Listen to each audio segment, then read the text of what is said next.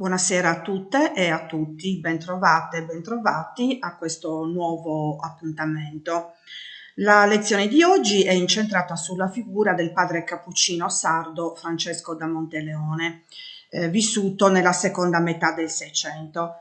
Prima di parlare di lui è però necessario che spendiamo qualche parola per inquadrare l'ordine cappuccino e anche molto brevemente per contestualizzare l'evangelizzazione da parte dei Cappuccini di una parte dell'Africa occidentale.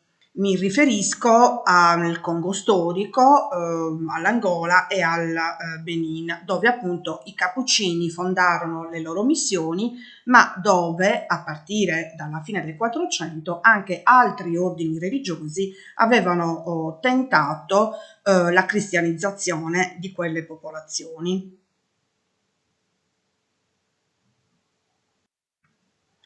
L'ordine dei frati minori cappuccini era nato intorno al 1525 per iniziativa del frate francescano osservante Matteo da Bascio.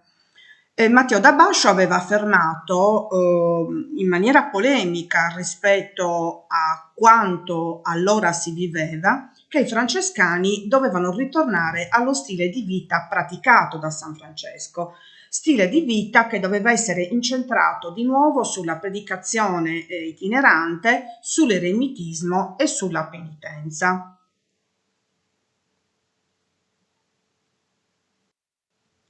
Nel 1528, dopo alcuni anni di ostilità da parte della Chiesa, intimorita dal fatto che la nuova congregazione religiosa potesse deviare verso pratiche luterane, il Papa Clemente VII, con la bolla Religionis Zelus, riconobbe al frate e ai suoi compagni la possibilità di vivere da eremiti, di predicare ai poveri in forma itinerante e anche di eleggere i propri superiori. Con la bolla venne anche concesso loro di portare un abito con un cappuccio appuntito, da cui il nome normalmente in uso di cappuccini.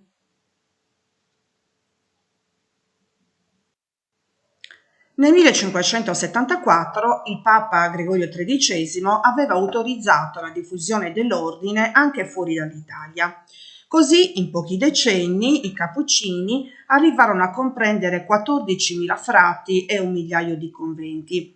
Questi numeri saranno destinati ad aumentare ancora tra il XVII e il XVIII secolo, quando i religiosi saranno ben 34.000 e i conventi saliranno a 1.700.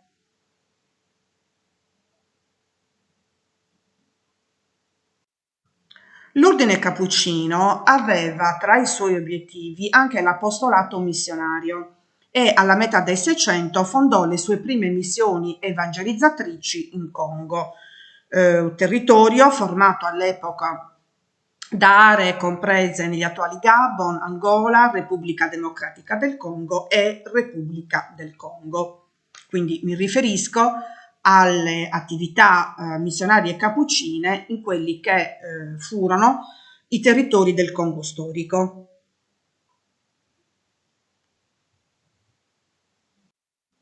Il Congo, come sappiamo, era stato scoperto nel 1482 dal navigatore portoghese Diogo Cao, che, presi i contatti con le autorità locali, aveva dato avvio, per conto della corona portoghese, al cosiddetto Esperimento del Congo. Esperimento del Congo finalizzato a stabilire rapporti di tolleranza e di rispetto reciproco fra Regno di Portogallo e Regno di Congo.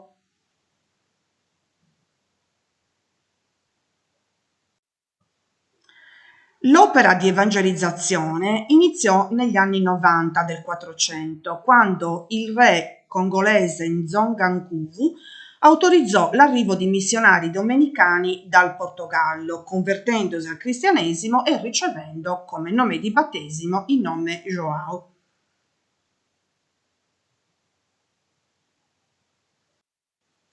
La diffusione del cristianesimo fu poi favorita dal successore di João, Alfonso, che fondò una chiesa locale incentrata sul sincretismo religioso. Il figlio di Alfonso, il re Diogo I, consolidò ulteriormente la Chiesa cattolica e si servì di altri ordini per la diffusione del cristianesimo nelle regioni interne del Congo. Si servì in primo luogo dei Gesuiti, che vi rimasero però per pochi anni, dal 1548 al 1555, e operarono nei regni di Loango, di Matamba e di Ndongo, probabilmente regni subordinati al regno centrale del Congo.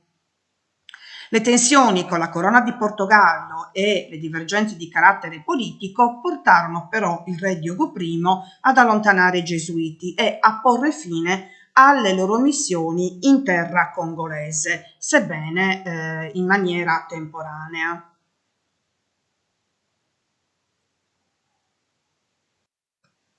Anche altri ordini religiosi cercarono invano di operare stabilmente in Congo. I carmelitani scalzi, per esempio, vi giunsero e vi operarono dal 1584 al 1588. I domenicani, dopo la breve esperienza del secolo precedente, ritornarono nel 1610, ma rimanendovi solamente 2 anni.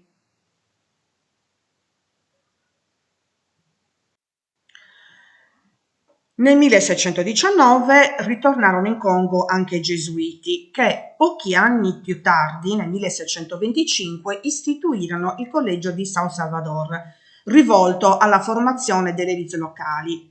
Minor peso quest'ordine lo ebbe nella evangelizzazione delle popolazioni interne, soprattutto a partire dalla metà del Seicento, quando, come vedremo con l'arrivo dei Cappuccini, l'ordine gesuitico venne esclusivamente utilizzato per la formazione, come dicevo prima, delle elite locali, perdendo insomma la caratteristica di ordine evangelizzatore.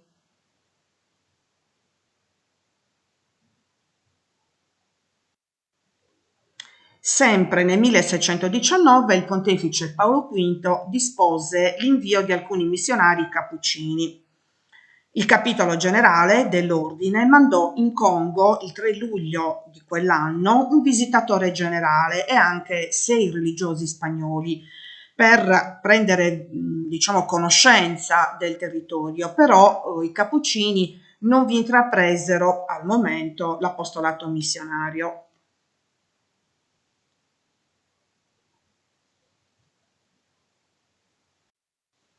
I motivi che avevano ostacolato sino a quel momento la presenza stabile di missionari erano vari. C'erano intanto problemi politici interni, i rapporti per esempio non di rado tesi tra governanti locali, ma anche rapporti ugualmente tesi tra i sovrani congolesi da una parte e dall'altra parte la corona e la Chiesa di Portogallo.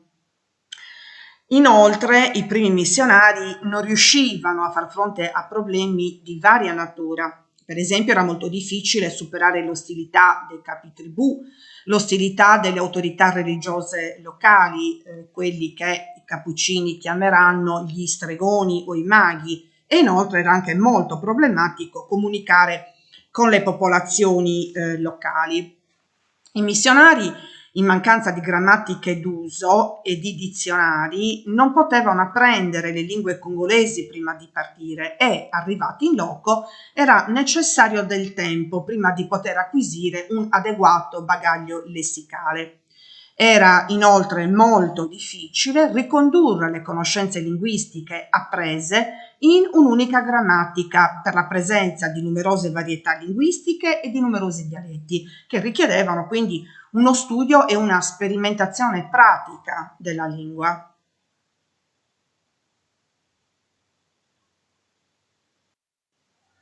Altri problemi derivavano poi dalla presenza di un clima equatoriale e tropicale con una sostanziale continua piovosità, il caldo umido e altro problema ancora derivava dalla presenza di ampie aree paludose e di foresta pluviale che esponevano i missionari al rischio di contrarre malattie mortali come la malaria o la febbre gialla o infezioni da parassiti.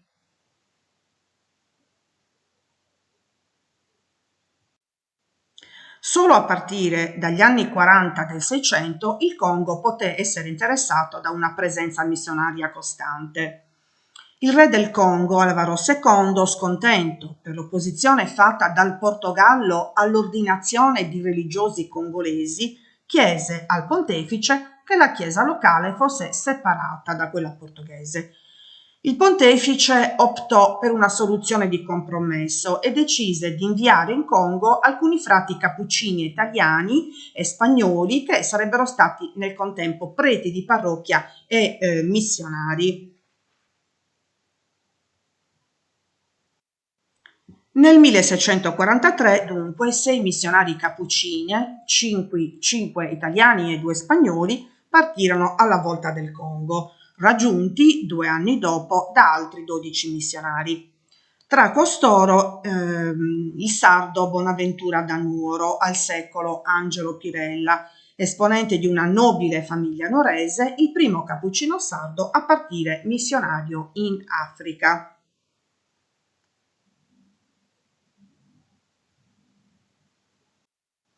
I cappuccini, che pure negli anni a venire dovettero affrontare le ostilità dei portoghesi, del clero locale e delle popolazioni, riuscirono laddove gli altri ordini religiosi avevano fallito e in poco meno di 2 secoli oltre 400 religiosi delle province cappuccine d'Italia e di Spagna, tra cui diversi sardi, ricordiamo oltre al padre Bonaventura da Nuoro anche Angelo Maria da Bolotona e Gregorio da Oristano, che partirono nel 1647. Quindi dicevo, più di 400 religiosi si trasferirono in Congo per compiervi il proprio apostolato missionario.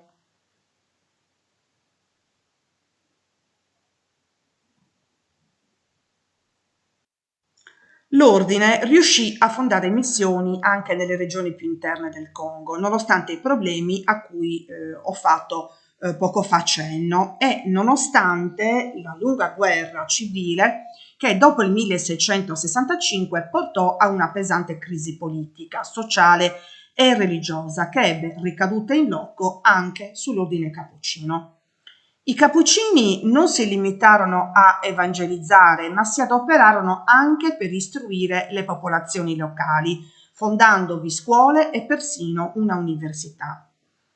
Affrontarono in particolare il problema della comunicazione, con la redazione di grammatiche e dizionari, anche bilingue o trilingue, che permettessero una comunicazione diretta tra i padri cappuccini e congolesi, evitando il ricorso ai mediatori linguistici che in passato avevano talvolta compromesso la diffusione dell'evangelizzazione. Ricordiamo a questo proposito la redazione di un compendio grammaticale di cui vedete il titolo in spagnolo, quindi rudimenti della grammatica in lingua castigliana e congolese, scritto appunto in queste 2 lingue, castigliana e congolese, scritto dal padre Bonaventura da Nuoro. Venne anche redatto un vocabolario latino, spagnolo e congolese, 3 lingue quindi a uso dei missionari. Quest'ultimo fu pubblicato nel 1652 dal padre Francesco di San Salvador, al secolo Manuel Roboredo, con la collaborazione dello stesso padre Bonaventura e di quegli altri pochi cappuccini che in quel momento avevano appreso la lingua congolese.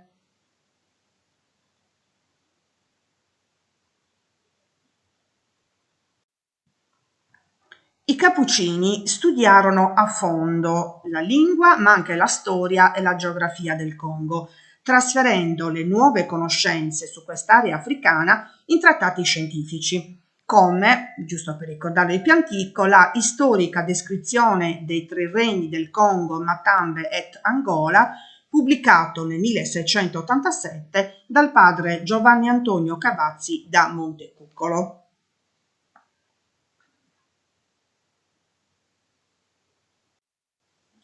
Nell'ultimo ventennio del Seicento, quando la presenza dei cappuccini era ormai radicata nel territorio congolese, si colloca l'attività missionaria del sardo Francesco da Monteleone, che costituisce, come detto in apertura, l'oggetto di questa lezione, di questa seconda parte della lezione.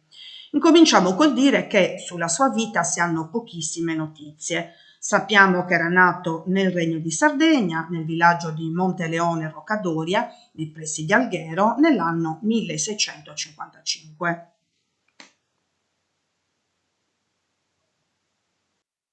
Le cronache cappuccine della provincia di Sardegna riportano sinteticamente che quella di padre Francesco era stata una vita edificante e che era morto in missione in odore di santità.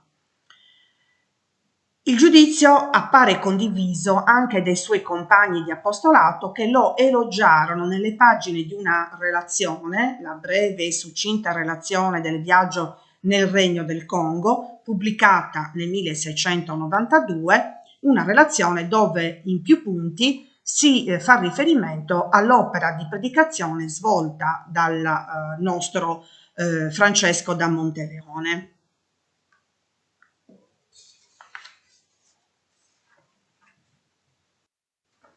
Non abbiamo notizie sicuri sugli studi che lui effettuò. Probabilmente aveva seguito un percorso di studi regolare dal noviziato sino agli studi superiori e aveva certamente conseguito la patente di predicatore alla fine degli esami finali.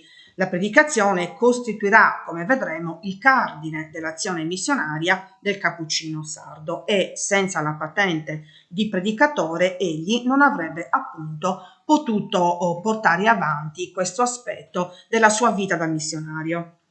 Padre Francesco aveva manifestato una vocazione missionaria piuttosto precoce, ma solo dopo una riflessione maturata negli anni aveva richiesto alla Sacra Congregazione della Propaganda Fide, l'istituzione che aveva competenza sull'attività missionaria, di essere inviato in Africa. Ritenuto adatto all'apostolato missionario, nel 1683 fu destinato dalla Propaganda Fide alla missione di Mbengu, a circa 30 km da Luanda, in Angola.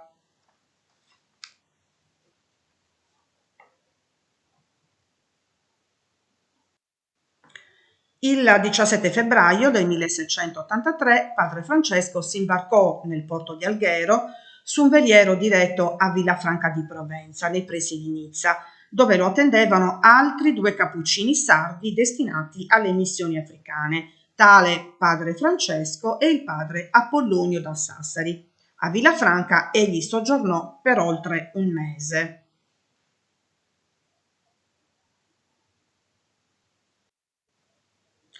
Nei resoconti che padre Francesco spedì dall'Africa alla Propaganda Fide e ai suoi superiori, raccontò di essere partito dal porto di Villafranca il 27 marzo 1683. La nave su cui viaggiavano i missionari cappuccini aveva dapprima navigato nel Mediterraneo occidentale e, dopo aver superato lo stretto di Gibilterra, era giunta a Lisbona, in Portogallo. Dalla città lusitana era stato poi necessario percorrere le rotte del commercio triangolare, cioè le rotte che venivano seguite dalle navi commerciali che dal porto di Lisbona, trasportando merci, arrivavano in Brasile e che dal Brasile, da Pernambuco, facevano rotta verso l'Africa per la tratta degli schiavi. Padre Francesco da Monteleone e i suoi compagni sbarcarono quindi nel porto di Pernambuco, dove risiedettero per qualche tempo, e poi a Bahia, prima di sbarcare il 27 febbraio 1684, cioè 11 mesi dopo la partenza da Villafranca di Provenza, alla missione africana di Mbengu.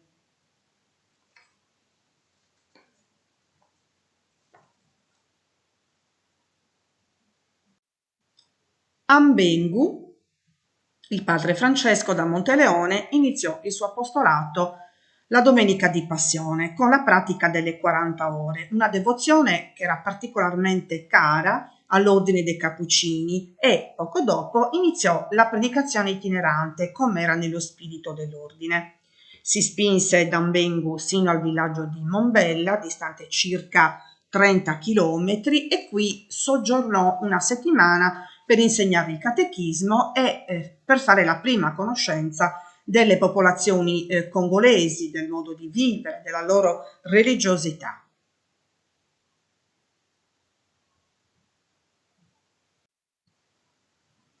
A questo proposito bisogna dire che nelle zone interne del Congo il cristianesimo non si era radicato in profondità e persistevano forme di religiosità feticiste e animiste, tollerate dal clero ordinario. Le popolazioni locali veneravano oggetti inanimati, per esempio teschi di animali, piccole statue o maschere, o elementi della natura, alcuni alberi, ritenendoli abitati da uno spirito. Si credeva che lo spirito potesse abitare volontariamente l'oggetto inanimato o l'albero, ma anche che potesse esservi stato rinchiuso attraverso la magia di un sacerdote stregone.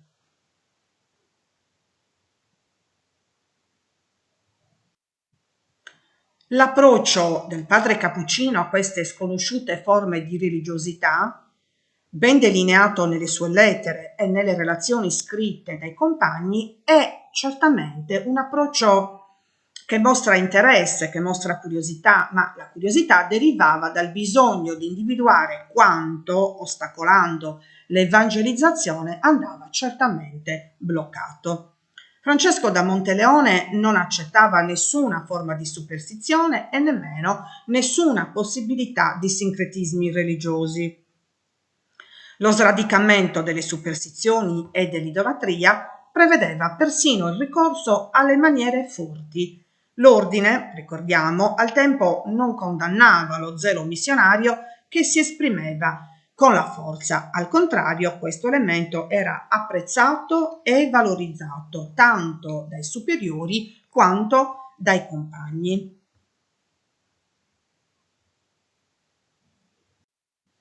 Vediamo alcuni esempi di questo zelo missionario che riguardano proprio Francesco da Monteleone. Il primo episodio che egli racconta negli scritti inviati appunto alla propaganda fide ai suoi superiori era avvenuto il quarto giorno dopo la Pasqua. Il padre Cappuccino si era inoltrato all'interno del territorio di Mombella, come ho detto poco fa, ne aveva visitato i villaggi e aveva fatto la conoscenza degli abitanti. In uno di questi villaggi aveva strappato dal collo di uno dei presenti un cornetto talismano che avrebbe avuto il potere di evitare alla persona le aggressioni dei leoni. Questo fatto non risulta che che fosse stato punito dai superiori, appunto perché era assolutamente accettato. Il secondo fatto era accaduto in un altro villaggio, il villaggio di Ammaroso. Qui, con una zappa, padre Francesco aveva personalmente demolito la capanna colma di feticci appartenente a un notabile, tale Dom Sebastiano, distruggendo tutto quanto vi era contenuto. L'uomo fu ammonito e invitato a cambiare vita e quindi lasciato in libertà, invece di essere consegnato alle autorità, come spesso invece capitava.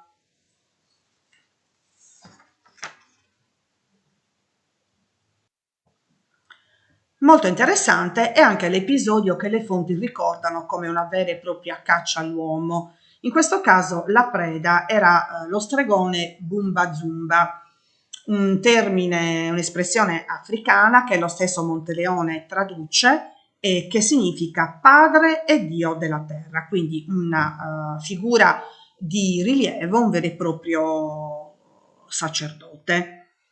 In una lettera del 20 maggio 1684 il padre Francesco da Monteleone scriveva, riferendosi appunto allo stregone Bumba Zumba: parla non solo coi diavoli, ma anche con i leoni, le tigri e i coccodrilli. A lui accorrono questi popoli bisognosi nelle infermità e nella siccità. A questi portavano tutte le primizie dei frutti, legumi e simili, e nessuno prima di questa offerta osava mangiare, sicuro di morire se lo avesse fatto. Tutte le donne gravide andavano a farsi benedire da lui, convinte che sarebbero morte se avessero omesso questo rito. Dopo il parto gli portavano le loro creature perché le offrisse al diavolo. E se i leoni, le tigri, i coccodrilli e i cavalli marini, cioè gli ippopotami, esistenti nei laghi e nei fiumi, facevano qualche vittima umana, facevano appello a Bumba Zumba, offrendosi di restituire gli avanzi della vittima che le belve avevano in parte divorato. Per neutralizzare Bumba Zumba, il nostro padre Cappuccino decise dunque di sorprenderlo nel sonno. Così, una notte, dopo aver attraversato una palude lunga oltre 1 chilometro con l'acqua alle ginocchia, si precipitò dentro l'abitazione del sacerdote stregone e, ricorrendo alla forza, lo imprigionò e lo condusse personalmente dal vescovo di Luanda, dove il sacerdote stregone riferì di praticare le sue arti magiche da oltre 50 anni. Nella lettera il padre Francesco riporta che Bumba Zumba fu trattato caritatevolmente per rispetto alla sua età, ma che fu esiliato in Brasile, probabilmente fatto schiavo in Brasile e trasferito lì.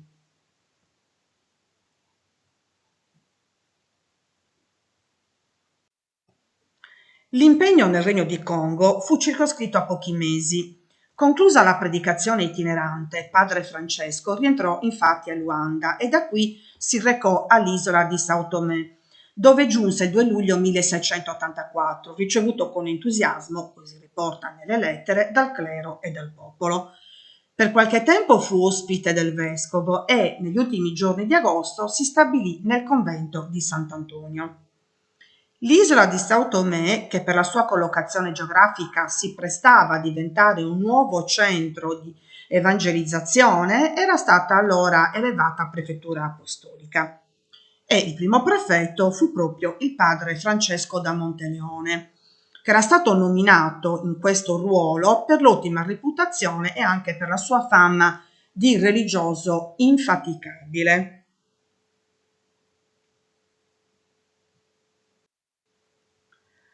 Il padre Michelangelo da Rivoli, che aveva materialmente consegnato il mandato di nomina al cappuccino sardo, scriveva di lui che era un uomo santo e veramente apostolico e, come tale, è conosciuto in tutta la costa della Guinea anche dagli stessi pagani idolatri che fanno conto della sua parola come testo del Vangelo.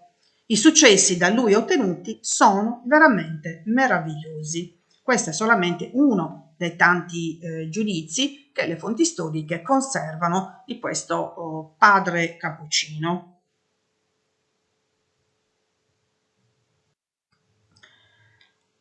Il cappuccino sardo, in qualità di prefetto apostolico e di predicatore, attività che continuò instancabilmente in numerose aree del Golfo di Guinea, intrattenne relazioni diplomatiche con i re di Owerri e di Calabar e di Dos Popos. La conversione di quest'ultimo re aprì la strada anche alla conversione di una parte del Benin, dove egli si recò.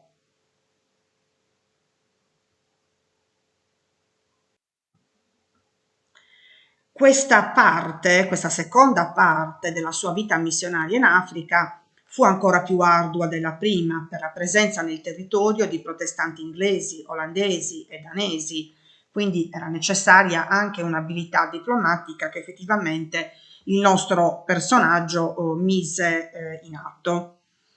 E, inoltre, e proprio per questo motivo, egli richiese che la propaganda fide inviasse missionari con una cultura solida, perché questi missionari cattolici dovevano essere capaci di convertire sì le popolazioni locali, ma anche di contrastare l'azione dei protestanti.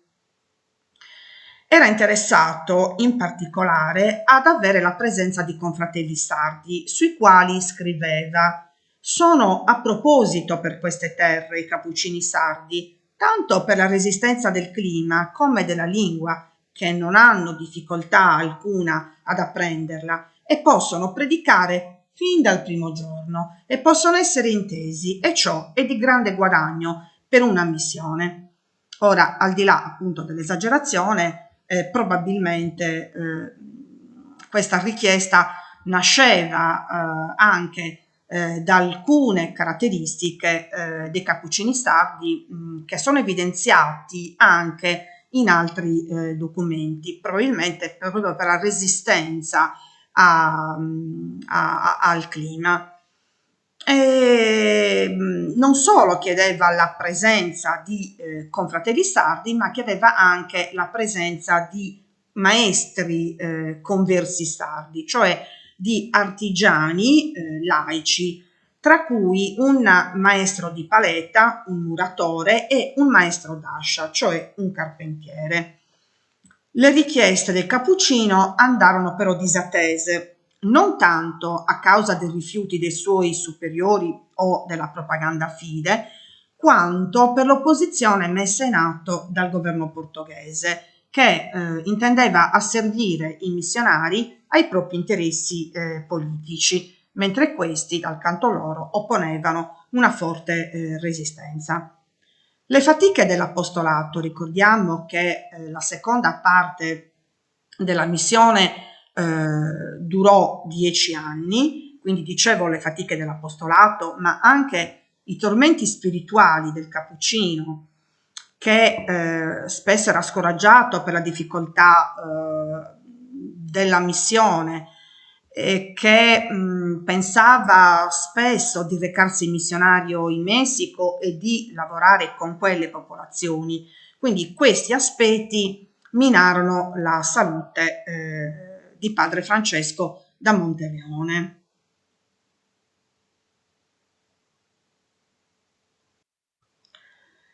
La propaganda fide decise allora di sollevarlo dal suo faticoso lavoro, dall'incarico anche di prefetto apostolico di Sao Tomé, e lo destinò di nuovo al Congo, pensando anche che il clima potesse essere più favorevole alle sue condizioni di salute, sebbene il frate avesse manifestato il desiderio di non tornare in Congo, ma di esercitare il proprio apostolato missionario in Marocco tra gli schiavi cattolici, quindi voleva appunto dedicarsi al sostegno, alla cura degli schiavi cattolici, cosa però non possibile in quanto già i francescani avevano ricevuto questo incarico.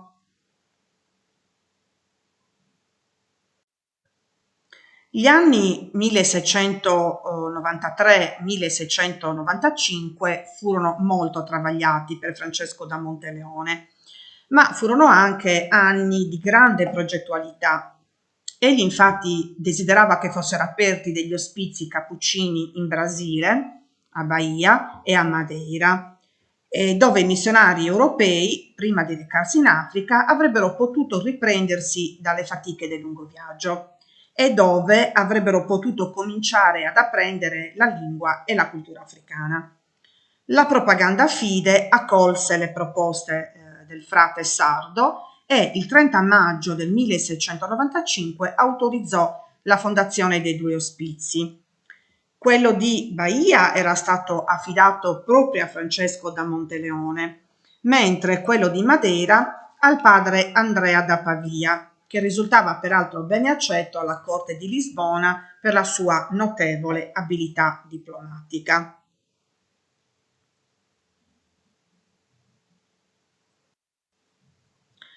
Nello stesso 1695 il missionario sardo, che avrebbe dovuto recarsi a Bahia per provvedere all'istituzione dell'ospizio, si dispose a recarsi in Benin, dove appunto attuare l'evangelizzazione attraverso la predicazione itinerante. In realtà meditava di tornare entro pochi mesi a Sao Tomé e di fare rientro in Italia per ristabilirsi in salute con i bagni di Pozzuoli, alle terme di Pozzuoli, dal momento che aveva già compiuto il suo decennio di missione.